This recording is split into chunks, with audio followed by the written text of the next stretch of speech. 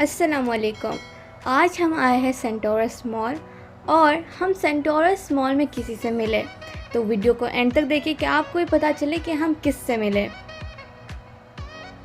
سینٹورس مال بہت خوبصورت تھا اندر سے، ہم نے بہت انجوائے کیا وہاں پہ، اور راستے پہ ہم لوگوں نے سن سیٹ دیکھا اور پاکستان کی خوبصورتی کو دیکھا. اور رات کا وقت تھا، پھر بھی اسلام آباد میں بہت زیادہ رش تھا.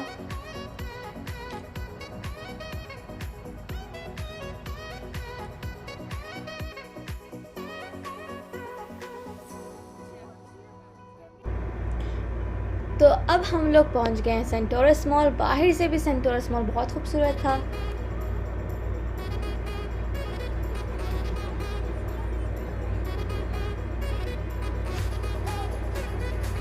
ہائیکا اور سعود نے بہت انجوائے کیا کیونکہ وہ اپنے فیوریٹ کریکٹر مینین سے ملے.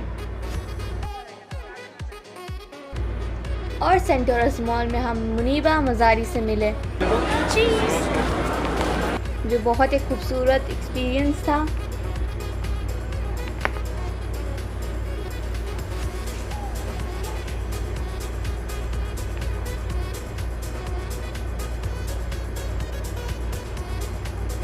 سینٹورس مال ہمیں بہت پسند آیا، اس کی ڈیکوریشنز، ادھر برانڈز سب بہت خوبصورت تھے.